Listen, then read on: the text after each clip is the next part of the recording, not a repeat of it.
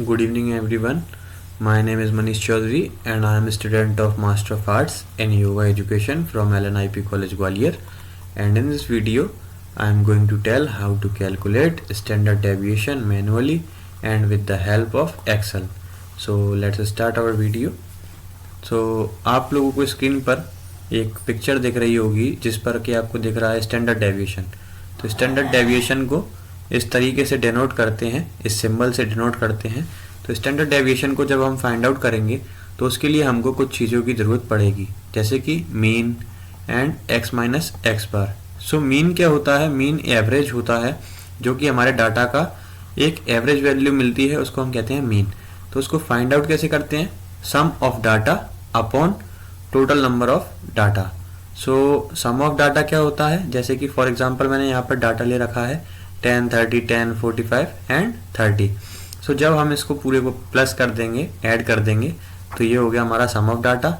And जितने इसके number हैं 1, 2, 3, 4, 5, 5 वैल्यू हैं, तो ये 5 क्या हो गया? n is equals to 5। Then sum of data upon n कर देंगे तो ये हमारे पास आ जाएगा मीन। एंड जो सेकंड थिंग है वो है x माइनस एक्स बार। तो x माइनस एक्स बार को निकालने के लिए हम क्या करेंगे? जो हमारा डाटा है यानी कि जो x है उसमें से मीन वैल्यू को हम माइनस कर देंगे, तो वो क्या हो जाएगा? x माइनस एक्स बार। तो अब स्टैंडर्ड डेविएशन को आगे की ओर बढ़ाते हैं, किस तरह से करते हैं।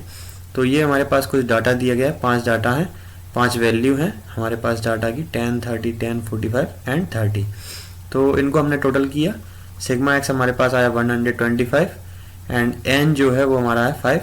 तो इसको हमने 125/5 करके मीन निकाला इसका, या एवरेज निकाला, तो हमारे पास क्या आया? 25। तो 25 में से हमने 10 को माइनस किया, 15। इसी तरीके से हमने सारे को सॉल्व किया इसको, तो हमारे पास x माइनस एक्स बार की वैल्यू जो है वो हमारे पास आ गई। उसके बाद में हमने क्या किया है? x माइनस एक्स बार का होल स्क्वायर। तो x माइनस एक्स बार का स्क्वायर करने के लिए क्या किया है? x माइनस एक्स बार की हमारे पास ये सारी वैल्यू है, प्रत्येक वैल्यू का हमने क्या किया है? स्क्वायर किया है। 15 का स्क्वायर 225, 5 का स्क्वायर 25। सिमिलरली सारी वैल्यूज का हमने क्या किया है? स्क्वायर किया है। एंड आफ्टर दैट हमने क्या किया है? इन सब वैल्यूज को टोटल किया है, यानी x माइनस एक्स बार को टोटल कर लिया है। सिमिलरली यहाँ पर भी x माइनस एक्स बार का होल स्क्वायर में जो भी वैल्यू हमारे पास है इन सबको हमने टोटल कर लिया है, तो हमारे पास आया है 900।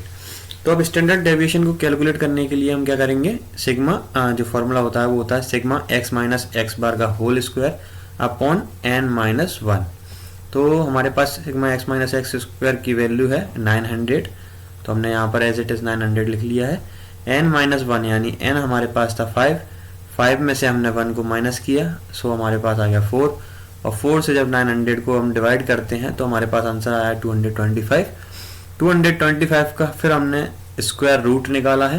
तो स्क्वायर रूट निकालने के बाद जो हमारे पास वैल्यू आई है ये हमारी क्या है?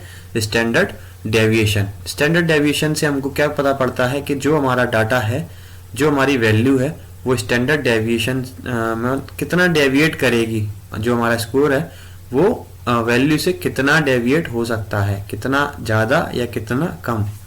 तो ये हमारे पास जो वैल्यू आती है उसको हम कहते हैं स्टैंडर्ड डेविएशन। चलिए अब देखते हैं आखिर एक्सेल से इसको किस तरीके से हम कर सकते हैं। तो मैंने यहाँ पर डाटा ले रखा है, जैसा कि आपको दिख रहा है 10, 30, 10, 45, 30, यही डाटा मैंने पहले से ले रखा है। तो अब इसका स्टैंडर्ड डेविएशन मैंने पहले से अभी निकाल रखा था, तो इसको मैं अभी यहाँ से हटा देता हूँ। तो अब स्टैंडर्ड डेविएशन हम कैसे निकालेंगे इसको आप जरा देखिएगा। तो सबसे पहले हम सिंपल मेथड देखते हैं। फॉर्मूलाज पर जाएंगे। फॉर्मूलाज माइक्रोसॉफ्ट एक्सेल 2010 का जो वर्जन है उसमें यहाँ पर फॉर्मूलाज लिख करके आता है। फॉर्मूलाज पर क्लिक करने के बाद आपको इंसर्ट फंक्शन पर जाना है। इंसर्ट फंक्शन पर जाने के बाद आपको यहाँ पर टाइप करना है STANDARD standard deviation. After that आपको करना है गो। देन यहाँ पर आपको ऑप्शन दिखेगा STDEV यानी स्टैंडर्ड डेविएशन। इस पर जब आप क्लिक करेंगे, ओके करेंगे, तो ये आपसे सेल मांगेगा कि आपको नंबर 1 एंड नंबर 2 कहाँ से, मतलब अगर आपके पास में एक ही डाटा है तो आप नंबर 1 में ही आपके सेल नंबर डालेंगे। अगर आपके पास अलग अलग डाटा है तो तो आप नंबर 1 में जो सेल नंबर है वो और नंबर 2 में जिस सेल का आप चाहते हैं उस सेल का नंबर आपको एंट्री करना है। तो हमारे को एक ही सेल है हमारे पास, मतलब एक ही डाटा है, तो उसके हम सेल्स को सिलेक्ट कर देंगे।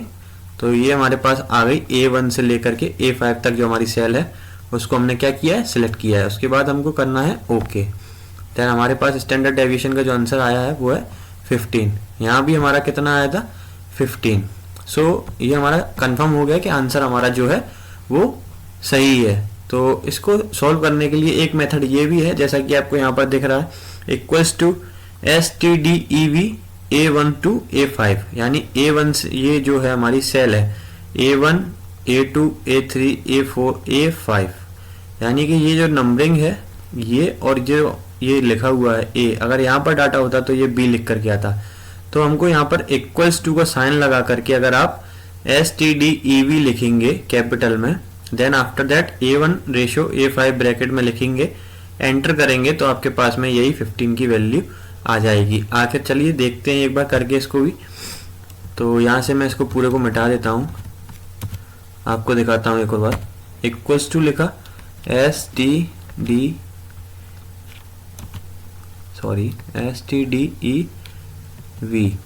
ये लिखा मैंने। देन STDEV लिखने के बाद मैंने यहाँ पर सेल को सिलेक्ट कर लिया।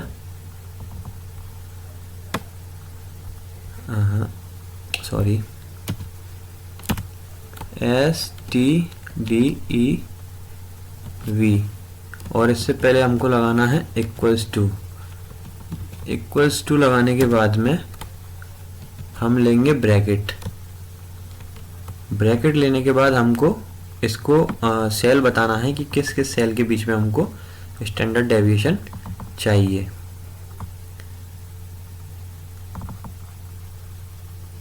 सो ये मैंने सेल सेलेक्ट कर ली है and enter. Value different I है क्योंकि मैंने A5 फिफ्थ जो मेरा वो था वैल्यू, इसकी जगह पर मिस्टेक कर दिया था इसको लेने में। कोई बात नहीं, दोबारा से देखते हैं। STDEV इससे पहले हमको लगाना है इक्वल्स टू का साइन, देन हमको लेना है ब्रैकेट लेने के बाद हमको देना है सेल नंबर।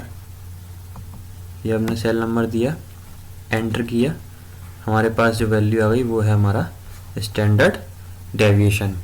आई होप आप समझ पाए होंगे दोनों मेथड से किस तरीके से MS एक्सेल से दो तरीके से हम स्टैंडर्ड डेविएशन फाइंड कर सकते हैं। और इसके अलावा जो मैनुअली अपने पेन और पेपर की मदद से हम करते हैं कैलकुलेशन करके, उस मेथड से भी आप समझ पाए होंगे। So thank you so much, आपने वीडियो देखा।